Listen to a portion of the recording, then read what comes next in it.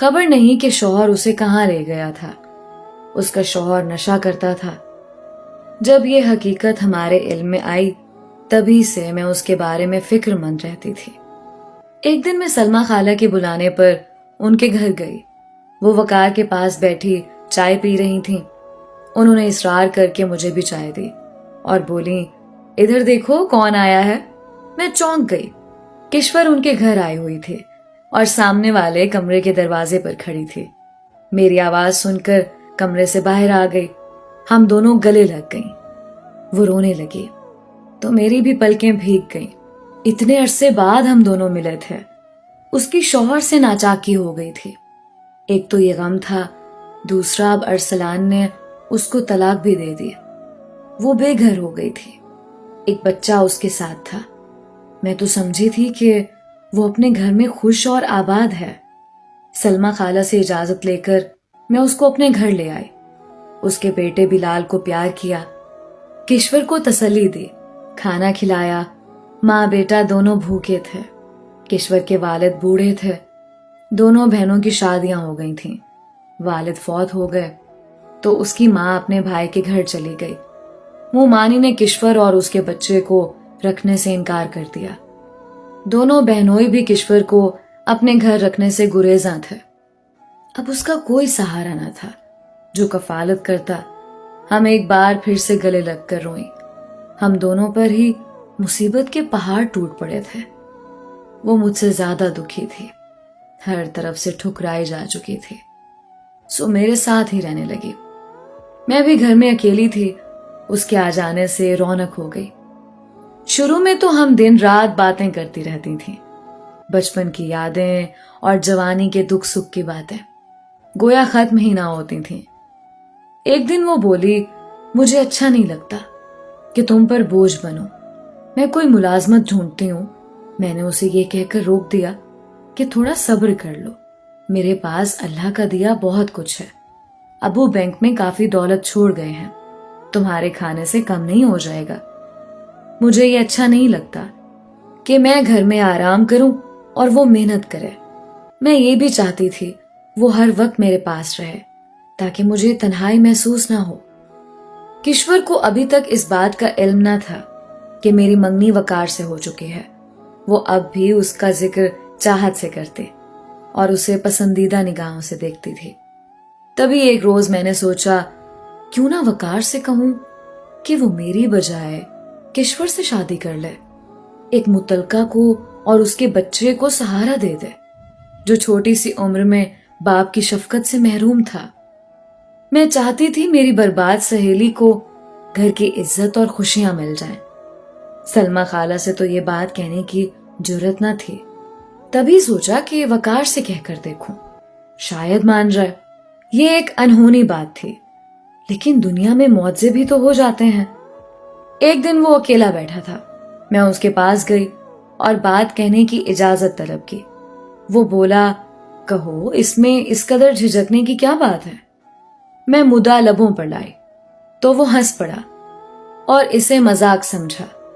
कैसे उसको समझाती कि दोस्ती की खातिर मैं सब कुछ कर सकती हूँ। सोचती थी कि जब किश्वर को पता चलेगा कि जिस शख्स को वो पसंद करती है मैं उससे शादी करने जा रही हूँ तो उस पर क्या गुजरेगी।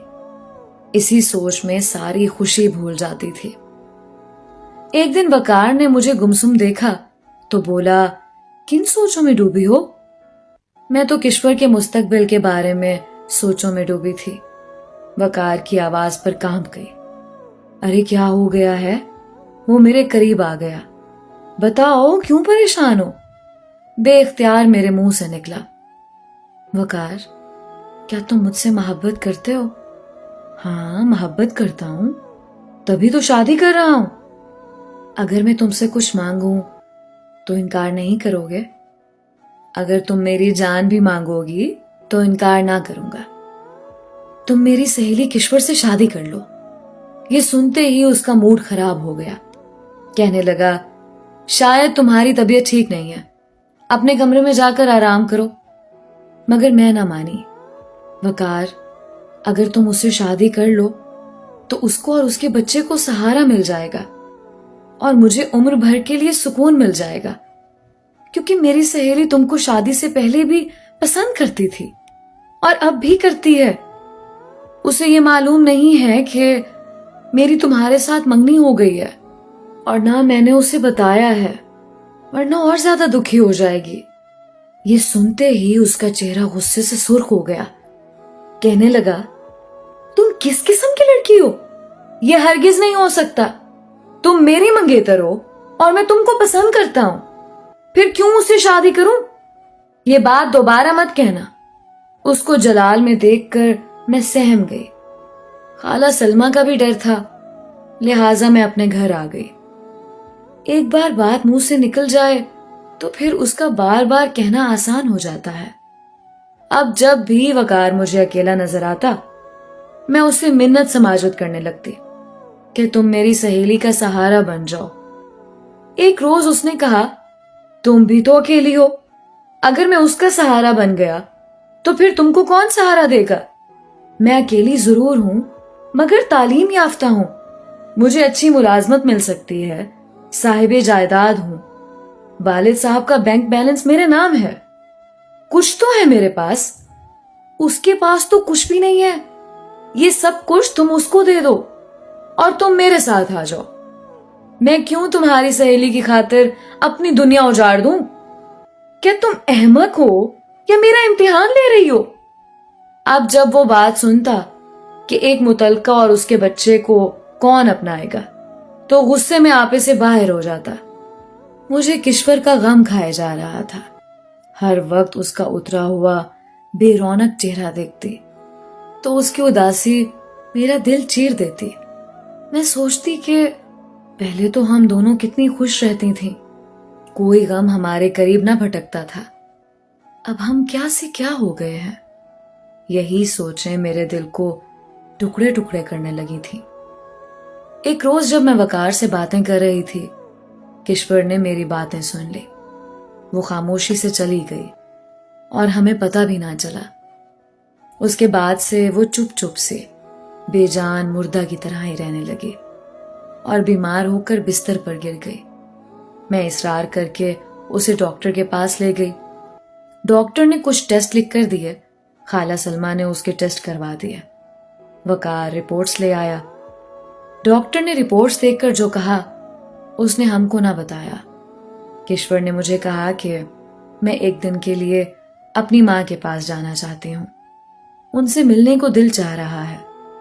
तुम अगर बिलाल को अपने पास रख सको तो मैं आसानी से सफर कर सकूंगी। बिलाल मुझसे घुला हुआ था। मैंने कहा, हाँ तुम चली जाओ और इसे मेरे पास रहने दो।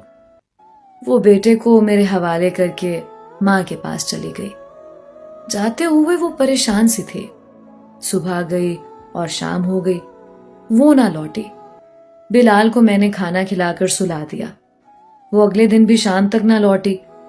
मुझे फिक्र हो गई। सलमा खाला से कहा कि वो किश्वर का पता करें। वो वकार के साथ उसकी माँ के घर गई।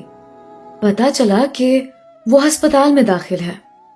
उसके मामू ने बताया कि रिपोर्ट्स ठीक नहीं आई, उसको कैंसर है और वो चंद माह की मेहमान है। वकार भी अफसुर्दा हो गया। किश्वर ने उसे एक खत दिया कि ये सोबिया को दे देना। उस खत में उसने लिखा था कि मैंने तुम्हारी बातें सुन ली थी। वकार तुमसे मोहब्बत करता है, तुम उससे शादी कर लेना। मैं बिलाल तुमको सौंप रही हूं। कभी कभी दोस्ती का हक भी अदा करना पड़ता है, लिहाजा तुम बिलाल को माँ का प्यार देना, क्योंकि मुझे दुनिया में तुम्हारे सिवा किसी पर एतबार नहीं है। मेरी जिंदगी के दिन कम है, ना जाने कब चली जाऊं। वकार से दरख्वास्त है कि मेरे बच्चे को अपनी शफकत के साए में रहने दे। ये खत पढ़कर मैं बहुत रोई। उसके बाद जितने दिन वो जिंदा रही, मैं और वकार उसके पास रोज जाते थे। आखिरी दिनों में जब डॉक्टर ने उसे लाइलाज करार दे दिया तो उसकी माँ उसको अपने भाई के घर ले गई। मेरी प्यारी सहेली इतनी जल्द मुझसे बिछड़ जाएगी इल्म न था। मेरी शादी किश्वर की वफात के 3 माह बाद